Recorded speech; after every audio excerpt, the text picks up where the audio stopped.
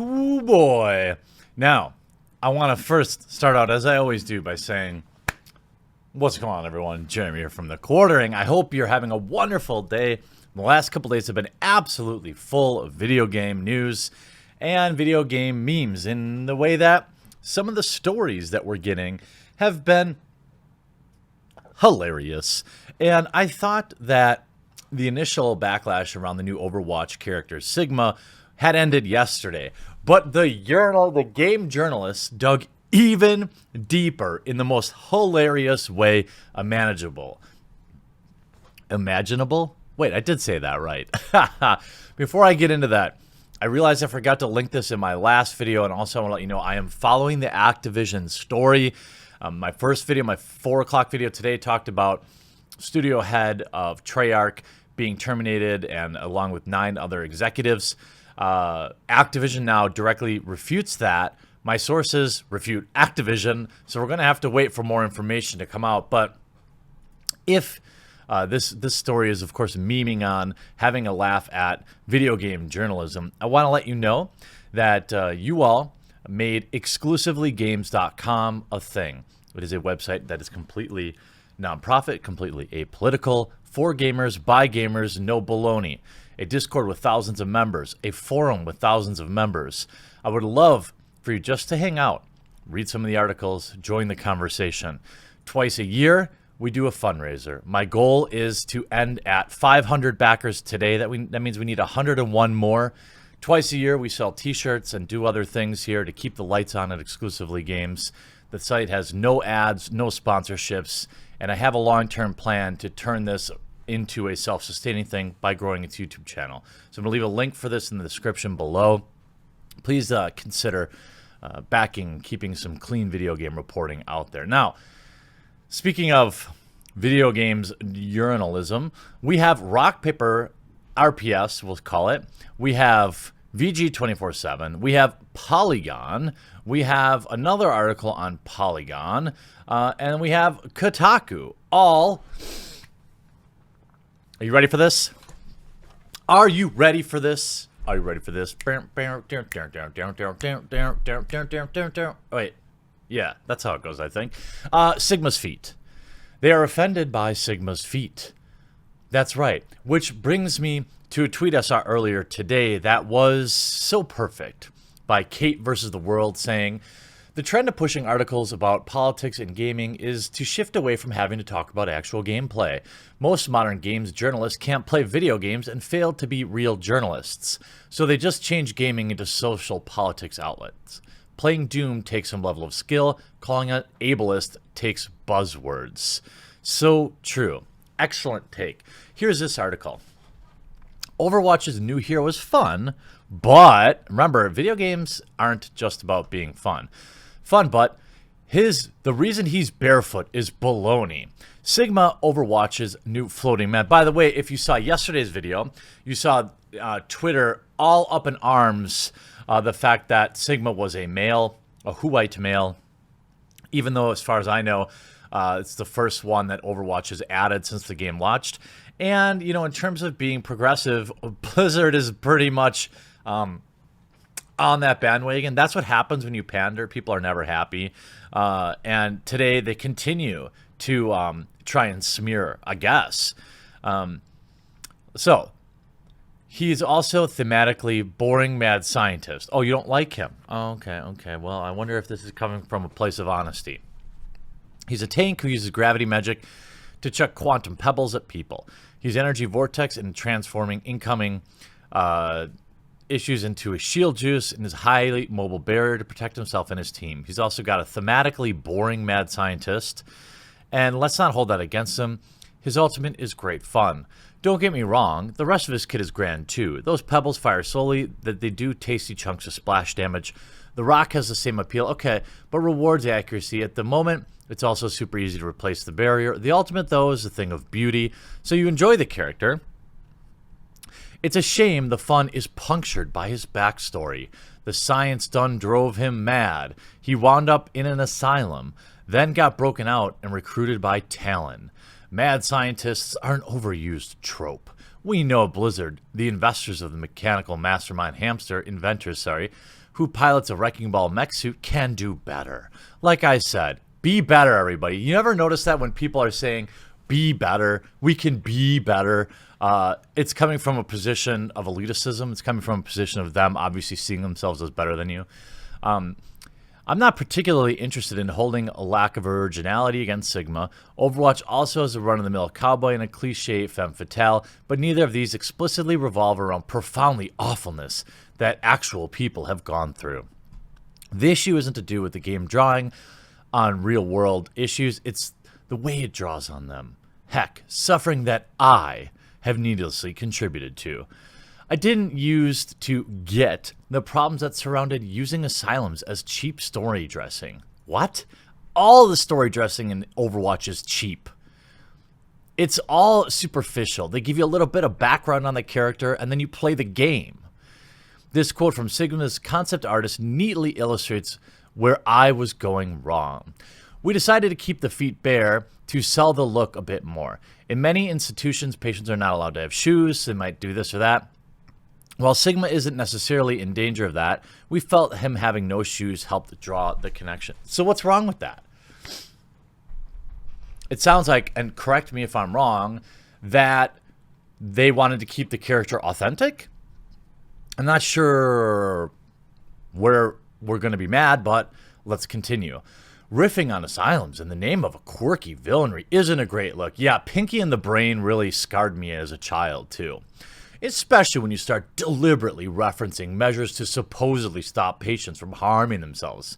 Bare feet in this context does admittedly make me think of the asylum. So, it works? So you admit that it works, that the reason they did it makes sense and it worked. Mental illness still carries a stigma, and every mishandled depiction of it contributes to that. Are you kidding me?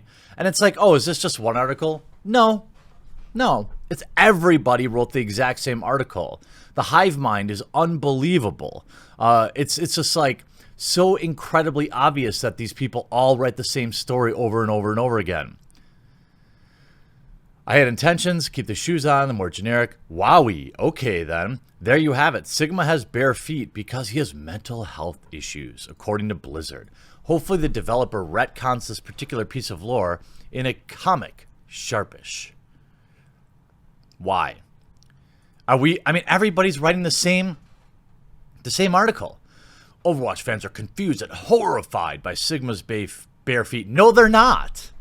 Who are these people that you're talking about? Game journalists? Nobody cares. People care about DPS. They care about the spec. They care about, a new tank. They care about how this is going to affect the meta. They don't care about his bare feet.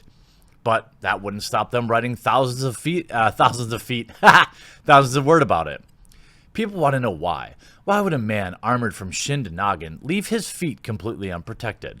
Well, his head's unprotected. Right? He's a tank, folks. To leave that much vulnerable flesh is unprotected is madness.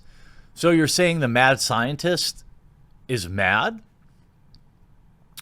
Granted, Sigma is not Overwatch's only hero to reject footwear. Winston, another brilliant scientist, shuns shoes. But he's a gorilla, and encasing those opposably thumbed paws would probably feel unnatural. Perhaps the game director Jeff Kaplan or lead writer Michael Chu will tell us what's up with the toes at some point. In the meantime, everyone out here is confused, disgusted, or immensely turned off by his feet. I don't think the people with the hot takes on an Overwatch character, their feet, I don't think they play the game. Or if they are playing the game, they're not doing it the right way. And make no mistake about it, Blizzard's going to end up apologizing for this, if they haven't already. Like, by the time I upload this video, I would not be surprised if they didn't not only retcon the character, but completely apologize. Basically, it makes sense that folks are confused. Design choice is meant to evoke an association that, by the character's designer's own admission, Sigma isn't necessarily in danger. What's curious about the information is that it's seemingly absurd detail and actually related to different, more controversial detail, Sigma's mental health situation.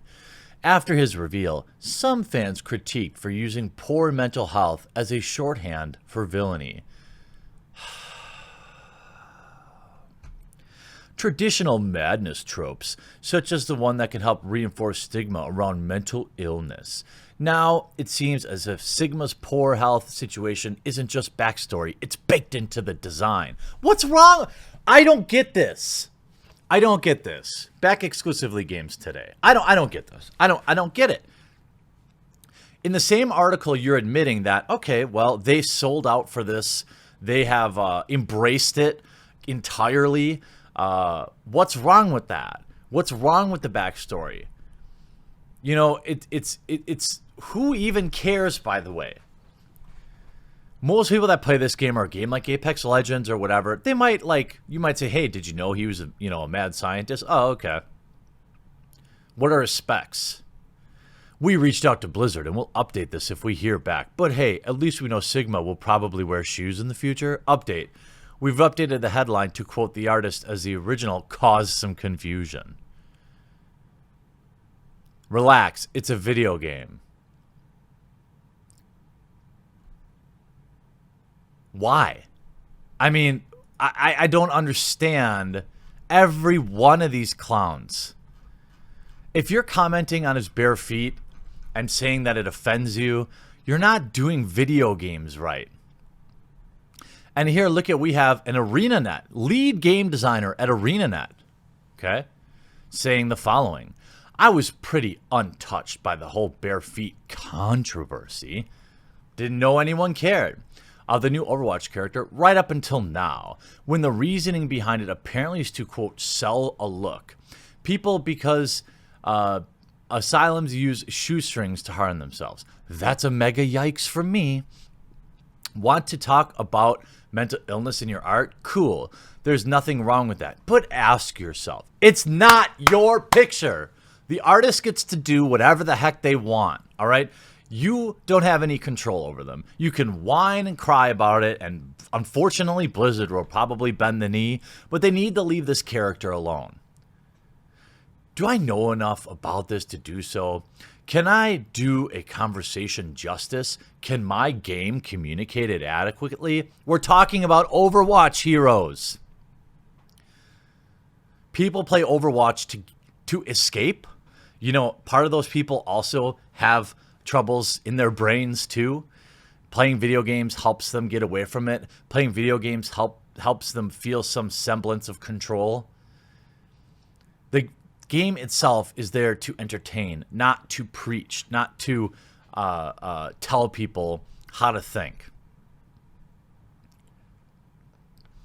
Look at this thread. Now let's talk about this pure form of game design angle. Let's say you want to convey the character design part and the background story. In this case, what the character has been in is a mental facility. What visual clues would you be recognizable enough to convey that?